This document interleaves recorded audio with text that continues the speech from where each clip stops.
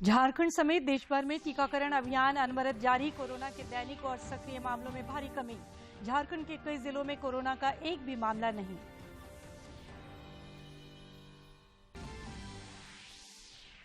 रांची में 22 से 24 अक्टूबर तक भाजपा एसटी मोर्चा राष्ट्रीय कार्यकारिणी की होगी बैठक। सांसद समीर उरांव ने कहा, प्रधानमंत्री के नेतृत्व में वंचित वर्गों का हो रहा चहुमुखी विकास।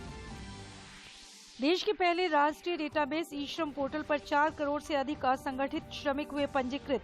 कृषि और निर्माण क्षेत्र में सबसे ज्यादा पंजीकरण। और रांची समेत राज्य के अनेक हिस्सों में जोरदार बारिश से जनजीवन प्रभावित। तापमान में भी गिरावट। 21 अक्टूबर तक यही रहेंगे हालात।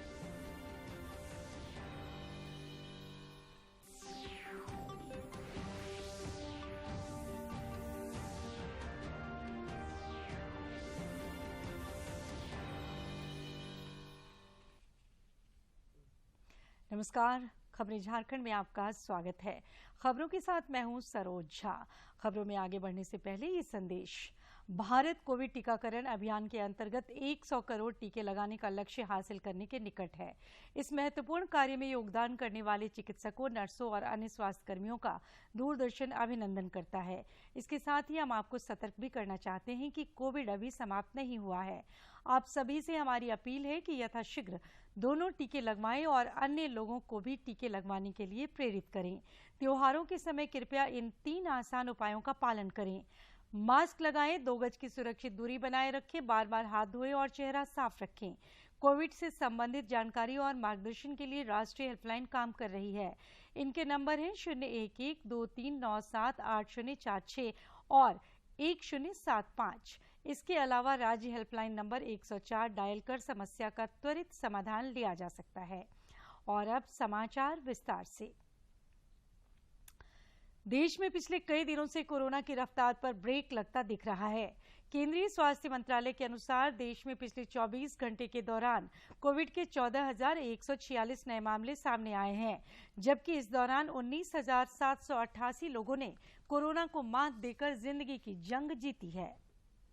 98.10% हो गया है।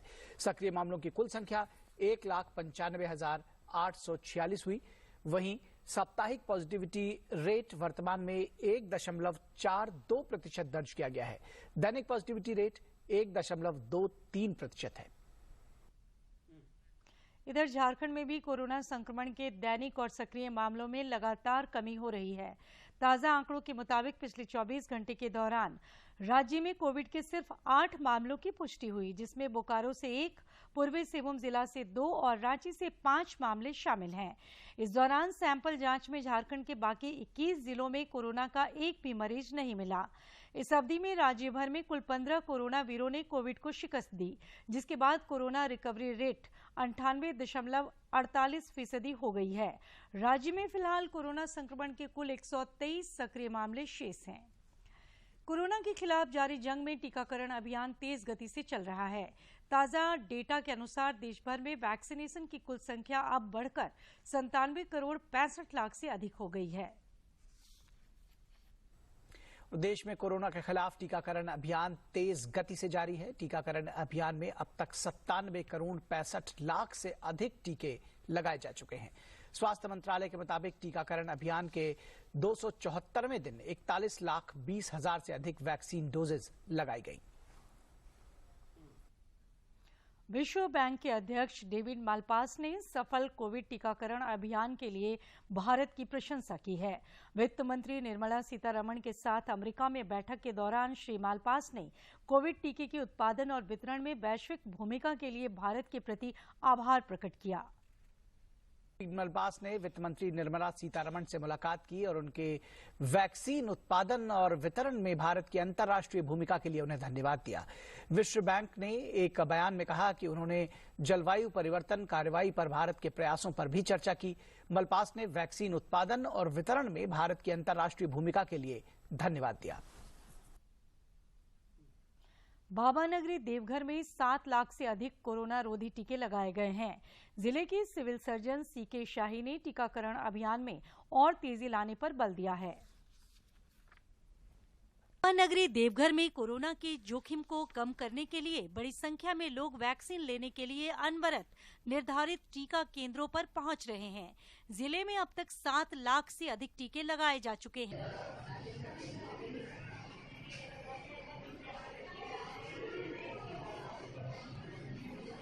जिले के सिविल सर्जन सीके शाही ने टीकाकरण अभियान में और तेजी लाने पर बल दिया है। हम लोग अभियान चला के जो है इसको तेज करेंगे। हमारे यहाँ जो रेलवे स्टेशन है देवघर, जसीडीह, मधुपुर, इस सब में जो है वैक्सीनेशन कराएंगे और गांव-गांव में जो है पंचायत लेवल पर इस सब पर भी जो है वैक्सीनेशन कराएंगे। कोरोना मामलों पर अंकुश लगाने में टीकाकरण अभियान बेहद प्रभावशाली साबित हुआ है। राज्य के विभिन्न जिलों में कोरोना रोधी टीके के कारण संक्रमण के मामलों में जबरदस्त कमी देखी जा रही है। बाबा नगरी में भी सामूहिकता की ताकत के आगे खतरनाक कोरोना वायरस घुटने टेकते दिख रहा है और जिले में अब कोरोना के मात्र 3 सक्रिय मामले शेष हैं। देवघर से मनीष की रिपोर्ट। केंद्रीय शिक्षा राज्य मंत्री अन्नपूर्णा देवी लगातार विभिन्न क्षेत्रों का दौरा कर जनता और जन प्रतिनिधियों से संवाद कायम कर रही हैं ताकि न्यू इंडिया की अवधारणा तेज गति से धरातल पर उतर सके। शिक्षा राज्य मंत्री आज और कल उत्तर प्रदेश के प्रवास पर रहेंगी। इस क्रम में वे झांसी और ललितपुर में भाजपा के समर्पित कार्यकर्ताओं से भी विमर्श करेंगी, साथ ही अन्य कार्यक्रमों में भी शिरकत करेंगी। राजधानी रांची में आगामी 22 से 24 अक्टूबर तक भाजपा अनुसूचित जनजाति मोर्चा की राष्ट्रीय कार्यकारिणी की बैठक होगी, जिसमें पार्टी अध्यक्ष जेपी नड्डा समेत कई शीर्ष नेता हिस्सा लेंगे। रांची में प्रेस वार्ता आयोजित कर भाजपा अनुसूचित जनजाति मोर्चा के राष्ट्रीय अध्यक्ष सह सांसद समीर उरांव ने बताया कि राष्ट्रीय कार्यकारिणी की बैठक 22 से 24 अक्टूबर तक 7 सत्रों में आयोजित होगी, जिसमें पार्टी अध्यक्ष जेपी नड्डा समेत कई शीर्ष नेता शामिल होंगे। यह कार्यक्रम 22, 23, 24 3 दिन का है। 22 तारीख को हमारे भारतीय जनता पार्टी के एसटी मोर्चा के राष्ट्रीय पदाधिकारी एवं सभी प्रदेश के अध्यक्ष का पदाधिकारी बैठक के रूप में होने वाला है और 23 तारीख को 11 बजे विधिवत इस मोर्चे के कार्यकारिणी का बैठक प्रारंभ होगा। उद्घाटन सत्र से लेकर के समापन सत्र तक में 7 सत्रों में यह बैठकें होगी। उन्होंने कहा कि प्रधानमंत्री नरेंद्र मोदी के कुशल नेतृत्व में झारखंड समेत देश भर में अनुसूचित जनजाति समुदाय का तेज गति से सर्वांगीण विकास हो रहा है। कई ऐसे जो है जनजातीय मामले के कार्य हैं जो देश भर के जनजातियों के बीच में उनके समृद्धि के लिए, उनके प्रगति के लिए, उनकी उन्नति के लिए जो काम होने चाहिए, इस काम को भी देश के यशस्वी प्रधानमंत्री जी ने जो है रचनात्मक तरीके से प्रारंभ कर रहे हैं। प्रेस वार्ता के दौरान प्रदेश भाजपा अध्यक्ष दीपक प्रकाश समेत अन्य नेता भी उपस्थित थे। रांची से ब्यूरो की रिपोर्ट। भाजपा विधायक दल के नेता बाबूलाल मरांडी ने आरोप लगाया है कि रांची की सुखदेव नगर थाना अंतर्गत बजरा में प्रशासनिक संरक्षण में गैर मजरूआ जमीन बेची जा रही है। पूंजी यहाँ लगा रहे हैं, इस दीवार बना रहे हैं, घर बना रहे हैं, तो ये मत समझे कि अगर आज वो गलत कर रहे हैं तो कल भी वो गलत को सही नहीं किया जाएगा। आने वाला कल अगर आज वो मजबूत अपने आप को समझ रहा है तो कल अगर कोई दूसरा मजबूत होंगे तो इस दीवार पर बुलडोजर चलेगी। फिर उस समय जो पैसे जो लगा के इधर एक ट्वीट में श्री मरांडी ने कहा कि पलामू के नौडीहा में डायन बिसाही के नाम पर मां और बेटी की हत्या की खबर अत्यंत पीड़ादायक है। आधुनिक युग में भी रूढ़िवादिता में जकड़े समाज में व्यापक जागरूकता प्रसार की अत्यंत आवश्यकता है। सरकार के साथ साथ समाज के बुद्धिजीवियों को भी इस दिशा में आगे आने की जरूरत है। असंगठित श्रमिकों पर आधारित देश के पहले राष्ट्रीय डेटाबेस ई श्रम पोर्टल पर इसके लॉन्च के 2 महीने से कम समय में 4 करोड़ से अधिक असंगठित श्रमिकों ने पंजीकरण कराया है। कामकाज करने वाले कृषि और संबद्ध क्षेत्रों से जुड़े लोग इस पोर्टल पर पंजीकरण करा रहे हैं। बयान में कहा गया है कि कई क्षेत्रों के प्रवासी मजदूरों ने भी पोर्टल पर पंजीकरण में उत्साह दिखाया है। ताजा आंकड़ों के अनुसार इस पोर्टल पर 4.09 करोड़ श्रमिकों ने अपना पंजीकरण कराया है। इनमें से 50.02% महिलाएं और 49.98% पुरुष कामगार हैं। आंकड़ों के अनुसार उड़ीसा, पश्चिम बंगाल, उत्तर प्रदेश, बिहार और मध्य प्रदेश की ओर से पोर्टल पर सबसे ज्यादा पंजीकरण हो रहा है। आंकड़ों से पता चलता है कि पोर्टल पर पंजीकरण कराने वालों में सबसे ज्यादा संख्या कृषि और निर्माण क्षेत्र के श्रमिकों की है।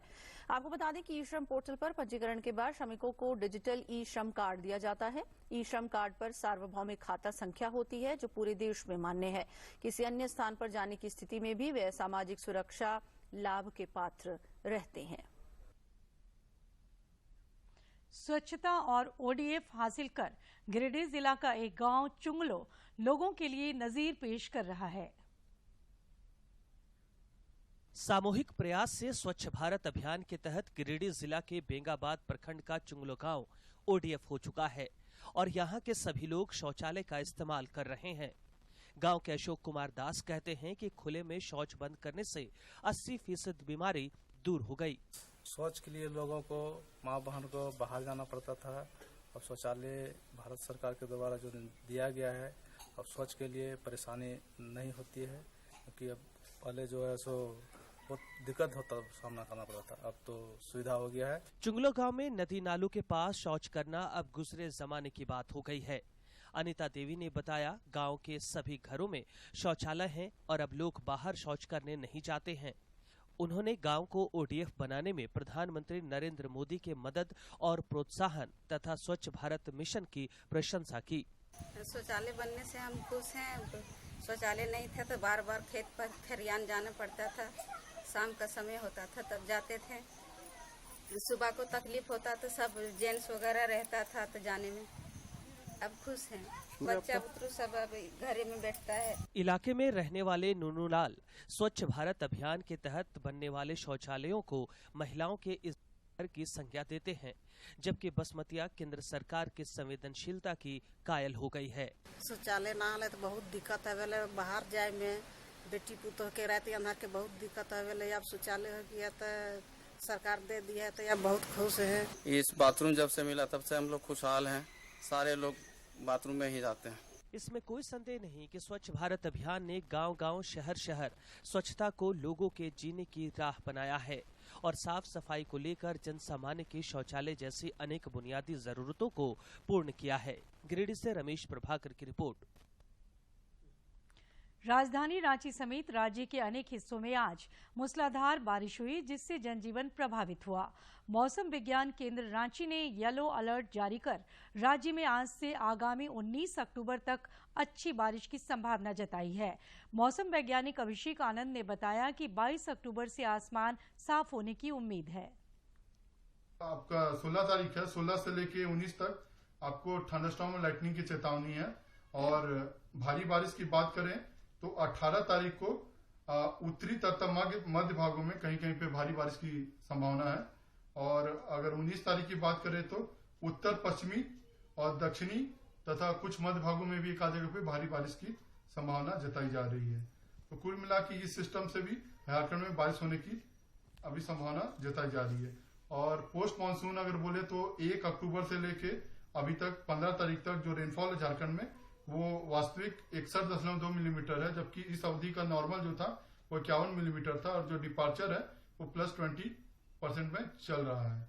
और तापमान की बात करें तो अगले 24 घंटों में जो तापमान है उसमें कोई।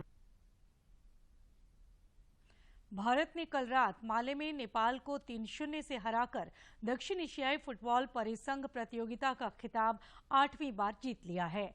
भारतीय फुटबॉल टीम के कप्तान सुनील छेत्री ने खेल के 49वें मिनट में मैच का पहला गोल किया। इसके साथ ही उन्होंने अंतर्राष्ट्रीय मैचों में लियोनेल मेसी के 80 गोल की बराबरी कर ली और मौजूदा सक्रिय खिलाड़ियों में दूसरे स्थान पर आ गए।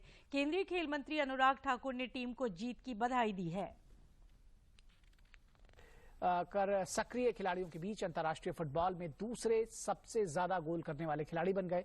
छेत्री के स्ट्राइक के बाद दूसरा गोल सुरेश सिंह बांगाजाम ने किया। सहाल अब्दुल समद ने खेल खत्म होने से महज 2 मिनट पहले तीसरा गोल कर भारत की जीत पक्की कर दी। भारत इस संस्करण में अपराजित रहा। पहले बांग्लादेश और श्रीलंका के साथ ड्रॉ खेलने के बाद फिर नेपाल और मालदीव को भारत ने हराया। खेल मंत्री अनुराग सिंह ठाकुर ने सुनील छेत्री को इतिहास रचने और भारत की चैंपियनशिप का खिताब जीतने पर भारतीय फुटबॉल टीम को गुमला के परमवीर अल्बर्ट एक्का स्टेडियम में उपायुक्त शिशिर कुमार सिन्हा ने जिला स्तरीय चयन सह कुश्ती प्रतियोगिता का उद्घाटन किया। गुमला में जिला स्तरीय चयन सह कुश्ती प्रतियोगिता में पहलवानों के बीच जोरदार तरीके से जोर आजमाइश हुई। मैट नहीं रहने के बावजूद खिलाड़ियों ने उत्साहपूर्वक कुश्ती के दांवपेच दिखाए।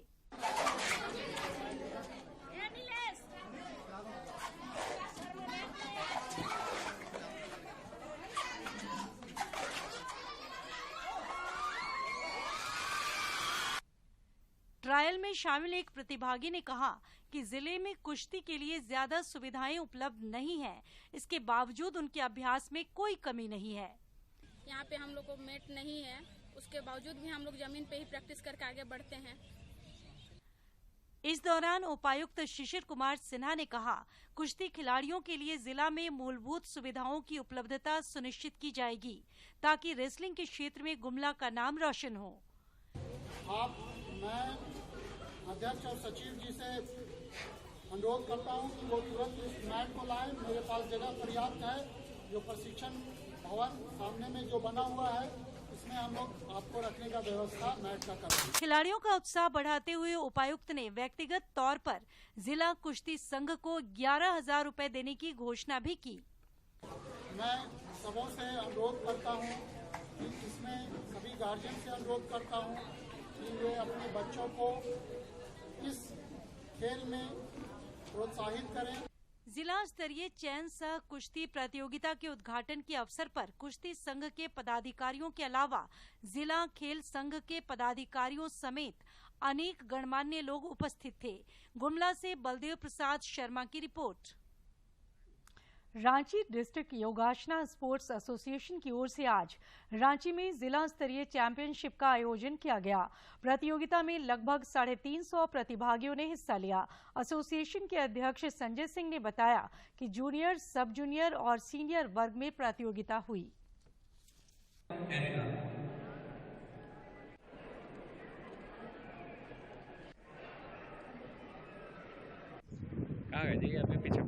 तो गठन में हम लोग योगासना स्पोर्ट्स एसोसिएशन ऑफ झारखंड, हम लोग यहाँ पे डिस्ट्रिक्ट चैंपियनशिप करा रहे हैं।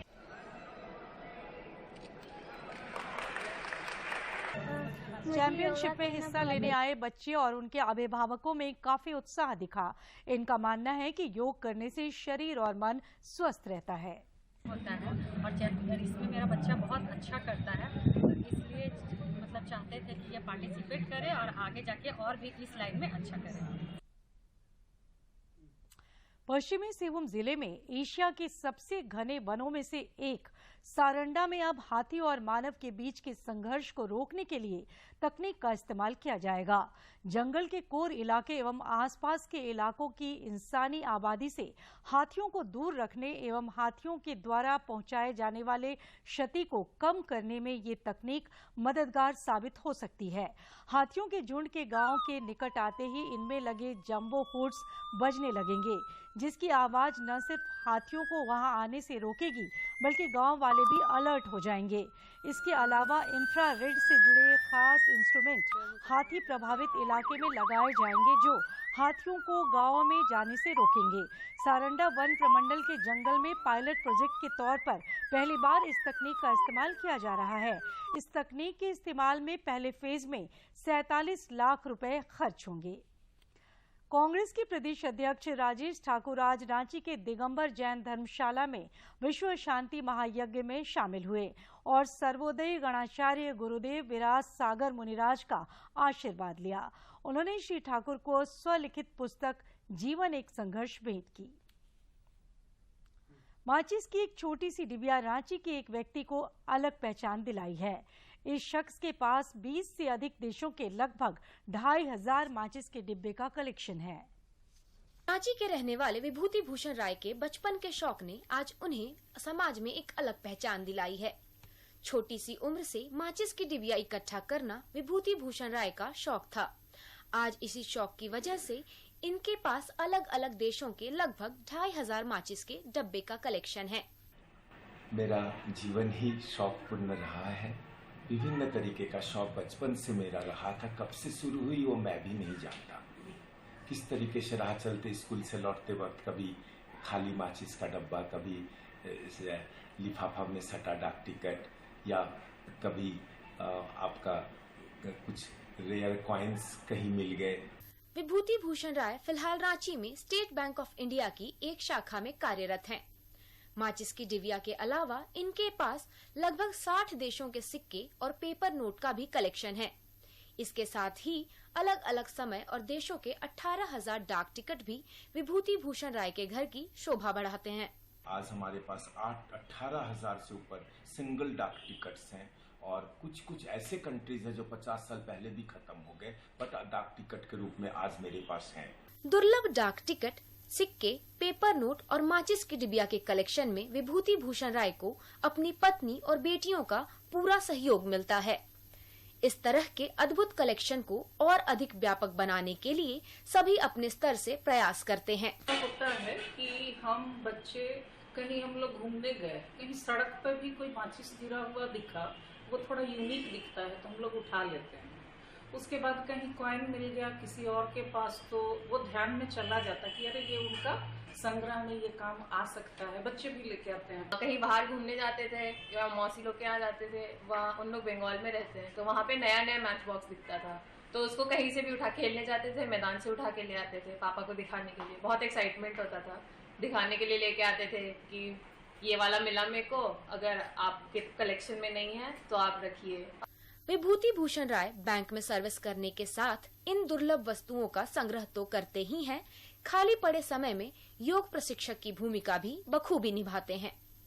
रांची से कर्मवीर की रिपोर्ट।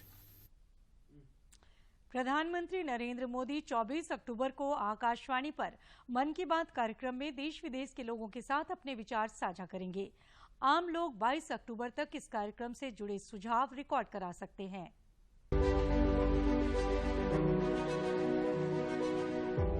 मन की बात। माननीय प्रधानमंत्री श्री नरेंद्र मोदी भारत की जनता से साझा करेंगे अपने मन की बात रविवार 24 अक्टूबर सुबह 11 बजे। माननीय प्रधानमंत्री के प्रसारण के तुरंत बाद मन की बात का प्रादेशिक भाषाओं में अनुवाद आकाशवाणी और दूरदर्शन के संबद्ध प्रादेशिक केंद्रों से किया जाएगा। मन की बात के प्रादेशिक भाषाओं में अनुवाद का पुनः प्रसारण रात 8 बजे आकाशवाणी और दूरदर्शन के सभी प्रादेशिक केंद्रों से किया जाएगा। तो याद रखें, रविवार 24 अक्टूबर सुबह 11 बजे मन की बात। आजादी का सफर की आज की कड़ी में हम बात करेंगे आचार्य विनोबा भावे की, जिन्हें महात्मा गांधी ने व्यक्तिगत सत्याग्रह शुरू करने के लिए पहला सत्याग्रही चुना था।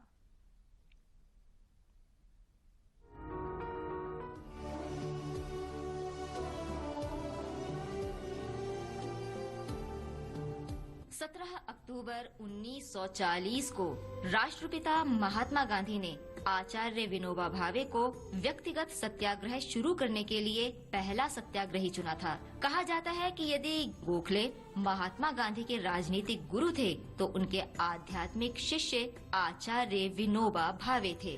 गांधी जी ने भारत के लोगों की सहमति के बिना भारत को दूसरे विश्व युद्ध में धकेलने के ब्रिटिश औपनिवेशिक सरकार के विरोध के लिए व्यक्तिगत सत्याग्रह आंदोलन शुरू किया था। 15 मई 1941 तक 25,000 सत्याग्रही गिरफ्तार कर लिए गए। इससे पता चलता है कि स्वाधीनता आंदोलन के लिए लोग कितने प्रतिबद्ध थे।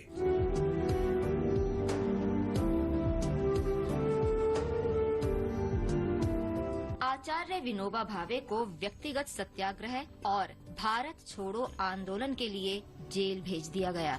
जेल में रहने के दौरान आचार्य विनोबा भावे ने अनेक पुस्तकें पढ़ी और 3 पुस्तकें लिखी। 9 जुलाई 1945 को विनोबा जेल से रिहा कर दिए गए और वो महाराष्ट्र के पवनार लौट गए, जहां उन्होंने गांधी जी के निर्देशों के अनुसार कार्य जारी रखा।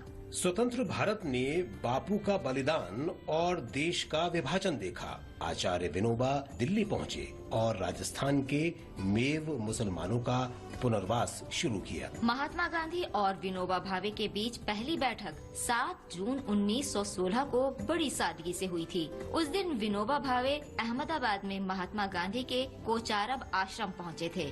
जब दोनों पहली बार मिले तो उन्हें अनुभव हुआ कि उनके बीच शाश्वत रिश्ता है। ये रिश्ता जीवन पर्यंत जारी रहा और विनोबा गांधीवादी दर्शन के सच्चे अनुयायी बने रहे। उनका सबसे महत्वपूर्ण योगदान भूदान आंदोलन के अंतर्गत काश्तकारों के बीच जमीन का वितरण था।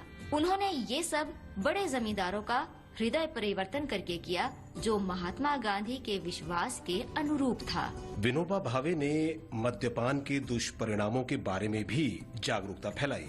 जमीनी हकीकत पर मजबूती से डटे हुए आचार्य विनोबा ने भूदान की शांतिपूर्ण क्रांति के बारे में सोचा। पद यात्रा के दौरान विनोबा भावे के साथ रहे अंग्रेजी कवि लॉर्ड अल्फ्रेड टेनिसन के पौत्र हेलन टेनिसन ने अपनी पुस्तक द सेंट ऑन द मार्च में लिखा, संतों में भी त्याग करने के कारण थोड़ा बहुत स्वत्व गर्व रहता है, लेकिन विनोबा ने इनमें से किसी को भी खुद पर हावी नहीं होने दिया और उन्होंने कभी किसी से अपना अनुकरण करने के लिए नहीं कहा।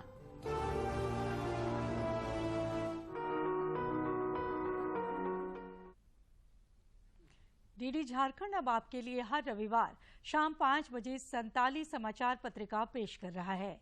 इस 15 मिनट के संताली समाचार पत्रिका में आपको हफ्ते भर की खबरों का सार मिलेगा। निज भाषा उन्नति है, सब उन्नति को मूल, बिन निज भाषा ज्ञान के मिटन नहीं। जोहार खबर झारखंड रे आपेया आतंक दराम। अब आपके लोकप्रिय चैनल डीडी झारखंड पर हर रविवार शाम 5 बजे से देखिए संथाली भाषा का साप्ताहिक समाचार खबर संथाली, जिसमें आपको अपनी भाषा में समसामयिक गतिविधियों और कला संस्कृति से जुड़ी खबरों की बहुरंगी छटा देखने को मिलेगी। डीडी झारखंड के इस नई शुरुआत का आप भी हिस्सा बने और निज भाषा में समाचार देखें। तो याद रखिए, दिन रविवार, समय शाम 5 बजे। दूरदर्शन झारखंड पर पल पल की खबरों से जुड़े रहने के लिए आप हमारे social media platform Twitter, Facebook और यूट्यूब से जुड़ सकते हैं, क्योंकि खबरों से जितना बाखबर रहना जरूरी है, उससे ज्यादा जरूरी है सटीक, संतुलित और निष्पक्ष समाचार। हमारा ट्विटर हैंडल और फेसबुक पेज है डीडी न्यूज झारखंड। आप हमें YouTube channel Jharkhand DD news पर भी देख और सुन सकते हैं। और आखिर में इस बुलेटिन के मुख्य समाचार एक बार फिर। झारखंड समेत देश भर में टीकाकरण अभियान अनवरत जारी। कोरोना के दैनिक और सक्रिय मामलों में भारी कमी। झारखंड के कई जिलों में कोरोना का एक भी मामला नहीं। रांची में 22 से 24 अक्टूबर तक भाजपा एसटी मोर्चा राष्ट्रीय कार्यकारिणी की होगी बैठक। सांसद समीर उरांव ने कहा, प्रधानमंत्री के नेतृत्व में वंचित वर्गों का हो रहा चहुमुखी विकास। देश के पहले राष्ट्रीय डेटाबेस ई श्रम पोर्टल पर 4 करोड़ से अधिक असंगठित श्रमिक हुए पंजीकृत। कृषि और निर्माण क्षेत्र में सबसे ज्यादा पंजीकरण। और रांची समेत राज्य के अनेक हिस्सों में जोरदार बारिश से जनजीवन प्रभावित। तापमान में भी गिरावट। 21 अक्टूबर तक यही रहेंगे हालात।